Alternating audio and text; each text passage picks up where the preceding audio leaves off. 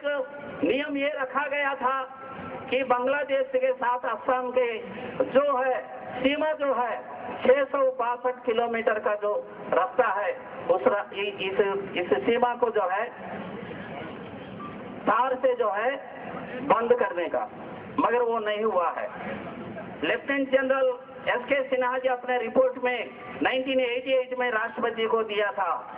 Website में ये प्राप्त है, सब लोग इसमें देख सकते हैं वहां की परिस्थिति के संदर्भ में। हम इस रैली के माध्यम से मैं इस सरकार के सामने हमारा डिमांड रखना चाहता हूं, तुरंत जो है पंजाब और पाकिस्तान के बीच में जैसा तार बनाया गया है इलेक्ट्रिक फेंसिंग, वैसा फेंसिंग तुरंत बनाया जाए। और दूसरा है 1950 से अभी तक असम में नेशनल रजिस्टर ऑफ सिटीजन्स को अपडेट नहीं किया है, उसको तुरंत अपडेट करके बांग्लादेशी घुसपैठियों को उनको डी वोटर्स के नाम से, डाउटफुल वोटर्स के नाम से एक जगह में उनको रखकर, जैसा भारत के पार्टीशन के समय में, विभाजन के समय में पाक आक्रांत कश्मीर से जो 60,000 से ज्यादा लोग जो आए थे, हिंदू और सिख आए थे, उन लोगों को आज भी कश्मीर में डी वोटर्स के नाम से एक जगह में रखा है, स्टेटलेस सिटीजन्स के नाम से। उसी तरह से बांग्लादेश से आए हुए सारे घुसपैठियों को आइडेंटिफाई करके उनको स्टेटलेस सिटीजन्स के नाम से घोषणा करना है और इनको कोई भी वोटर आइडेंटिटी कार्ड नहीं देना है, रेशन कार्ड नहीं देना है और प्रॉपर्टी राइट्स नहीं देना है। इस तरीके से इस समस्या को हल करने के लिए केंद्र और असम सरकार को दायित्व लेना है। इतना मात्र कहते हुए मेरा वाणी को मैं विराम दे रहा हूँ। जय बोले भारत माता की। बंधुओं, शांति और सद्भाव के लिए यह जो शांतिपूर्ण अपनी जुलूस निकली है, इसमें शांतिपूर्ण ढंग से आप सबने इतनी बड़ी संख्या में भाग लिया, आप सभी को बधाई है।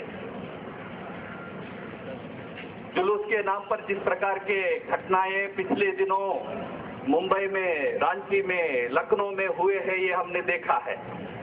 वास्तव में इस प्रकार की जो हिंसा हुई है, उसी के कारण आज देश में विशेषकर पूर्वोत्तर के बच्चों के दिल में एक डर का माहौल निर्माण हो गया है। इस डर के माहौल के पीछे देश की हो रही कुछ घटनाएं और जिस प्रकार के कुछ उग्र भाषण इधर उधर दिए जा रहे हैं, वे भी है। इसलिए ऐसे सभी तत्वों पर भी सरकार सख्त नियंत्रण रखे। पर दुर्भाग्य इस बात का है, जो कर्नाटक सरकार पूर्वोत्तर के बच्चों को आश्वासन देने के लिए जिस राज्य के स्वयं उप मुख्यमंत्री रेलवे स्टेशन में रात को 2:30-3 बजे तक खड़ा होता है, उस राज्य को फोन पे ऊपर फोन जा रहा है दिल्ली से। पर जहां आतंक मचाया गया, आजाद स्मारक का अपमान किया गया, अमर जवान ज्योति का अपमान किया गया, वहां ना भड़काने वाले, भाषण देने वाले व्यक्ति की गिरफ्तारी अभी तक नहीं हुई है और न वहां जो लोग इस प्रकार का आतंक मचाए हैं उन पर कार्रवाई अभी तक हुई नहीं है। वहां कोई फोन नहीं जाता है। या इस देश के अंदर निरंतर जो घुसपैठ चलता है उसके ऊपर नियंत्रण करने का प्रयास कतई नहीं होता है। पार्लियामेंट में अच्छी अच्छी मीठी मीठी बातें सरकार की तरफ से बोले जाते हैं। ज्यादा से ज्यादा प्रधानमंत्री इतना ही कहते हैं कि बहुत संवेदनशील मुद्दा है। भैया, हम सब जानते हैं ये संवेदनशील है। ये कोई नई बात प्रधानमंत्री पहली बार नहीं कह रहे हैं। आज देश जानना चाहता है कि संवेदनशील मुद्दे से देश को बचाने के लिए, इस मुद्दे से निपटने के लिए सरकार आखिर कर क्या रही है। ध्यान में आता है कि सरकार कोई कदम उठाने के लिए तैयार नहीं है। अगर आप कदम उठाओ करके मांग करते हैं तो हमको कहता है कि आप भड़का रहे हैं, परिस्थिति को आप भड़का रहे। भड़काने वाले तो जो घुसपैठी है, उनके कारण आज परिस्थिति इस प्रकार हिंसात्मक बन रही है। इसलिए सरकार को इस देश के जनता का मत जो इस प्रकार के शांति सद्भाव यात्राओं के माध्यम से देश के जनताओं का जो अभिमत है वो व्यक्त हो रहा है, इसको गंभीरता से लेना चाहिए। यही मैं अपील करता हूं सरकार से कि घुसपैठ के नियंत्रण के लिए सख्त कानून लाना चाहिए। अभी तक सही कानून नहीं है। जो कानून है IMDT एक्ट था, जिस पर सुप्रीम कोर्ट ने आपत्ति उठाई, तो उस एक्ट को तो समाप्त किए, पर पिछले बार से फॉरेनर एक्ट में संशोधन करके फिर दोबारा उसी प्रकार घुसपैठियों को अनुकूल रहने वाला कानून लाए हैं। इसलिए सरकार का मनीषा भी, उसके ऊपर भी हम सबका संशय है। जैसा बताया गया, जो घुसपैठी आते हैं उनको अपना वोट बैंक के रूप में परिवर्तित करके उनके द्वारा राजनीति चलाने का प्रयास देश में हो रहा है। और असम की स्थिति तो ये है, तो वहां एक घुसपैठियों का ही राजनीतिक दल है। और आज वहां घुसपैठी आज नहीं तो कल कभी एमएलए बन जाएंगे, कभी मंत्री बन जाएंगे, और असम का मुख्यमंत्री कोई बांग्लादेशी नागरिक होगा। ऐसी भी स्थिति आएगी तो आश्चर्य नहीं है। मित्रों, समस्या इतनी गंभीर है, पार्लियामेंट में अच्छी अच्छी बातें बोलना पर्याप्त नहीं है। और आज देश सरकार से आग्रह करता है कि भैया कदम उठाओ, सख्त कदम उठाओ। सेना है, बीएसएफ है, सरहद को सील करो। और बांग्लादेश की सरकार से भी बात करो, उनको भी कहो कि इस प्रकार घुसपैठी को निरंतर प्रोत्साहन देना, लोगों को भारत के अंदर घुसपैठ करने के लिए प्रोत्साहित करना, और ऊपर से कहना कि हमारे नागरिक नहीं है क्योंकि उनके पास आपका रेशन कार्ड है।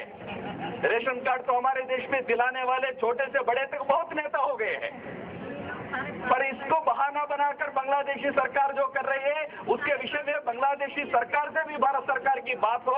दुर्भाग्य से सरकार की बांग्लादेश के साथ अनेक बार वार्ता होती है, पर एक बार भी घुसपैठ के विषय में सरकार बांग्लादेश से बात करने का हिम्मत नहीं रखती है। इसलिए हम सभी का आग्रह है, ये जो मूलभूत समस्या है घुसपैठियों का, इस पर नियंत्रण चाहिए। इसके लिए कदम उठाना चाहिए।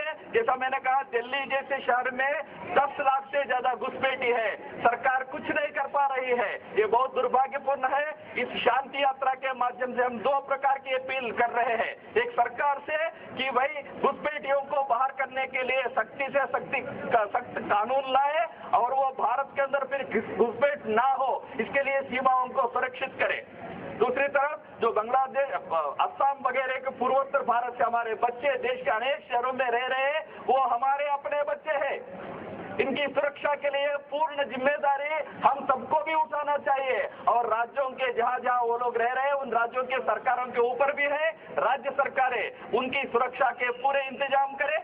और वहां जहां भी बच्चे हैं, उनको कोई भी समस्या है तो वो सरकारों से भी मांग करें। और साथ साथ वहां संघ, बीजेपी, विद्यार्थी परिषद जैसे संगठन जो अभी इनकी सुरक्षा के लिए आगे आए हैं, उनके पास भी जाए। हम सब मिलकर उन पूर्वोत्तर के बच्चों को फिर वापस भागने की जो परिस्थिति है, उससे उनको वापस लाए, उनको बताए कि हम उनके साथ है।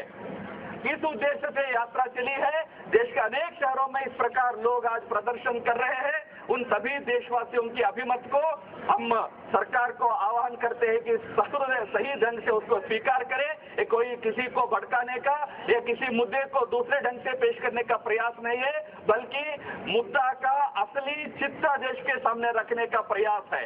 आज जब इस प्रकार प्रयास हो रहा हो तो कुछ मीडिया के बंधुओं को भी कुछ कष्ट लग रहा है, कह रहे हैं कि सोशल मीडिया में बहुत बड़ा खराब चीज हो रहा है।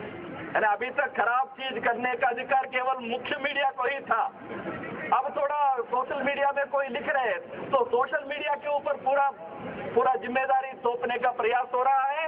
सब लोग अपना जिम्मेदारी समझे, मुख्य मीडिया भी समझे, सोशल मीडिया भी समझे। हम सब मिलकर देश में शांति बहाल करने का, सद्भाव निर्माण करने का प्रयास करें। साथ ही साथ बांग्लादेशी घुसपैठ जैसा बहुत गंभीर समस्या के बारे में जनता को एजुकेट भी करे, सरकार के ऊपर अच्छा दबाव भी लाए। इस दृष्टि से पूरा आंदोलन चल रहा है। आप सबको इस आंदोलन में इतनी बड़ी संख्या में भाग लेने के लिए जो आप आए हैं, आप सबको हृदय से मैं आभार व्यक्त करता हूँ। धन्यवाद माननीय राम माधव जी। और मैं राष्ट्रीय चेतना मंच के द्वारा आयोजित इस संक्षिप्त संदेश, शांतिपूर्ण संदेश यात्रा के समापन की घोषणा करता हूं और आभार प्रकट करता हूं आप सब बंधुओं का जो अपना कीमती समय निकालकर यहां आए। मैं अपनी बहनों का भी विशेष रूप से आभार प्रकट करता हूं जिन्होंने कामकाज के दिन भी समय निकाल करके यहां अपनी उपस्थिति, अपना समर्थन दर्ज कराया।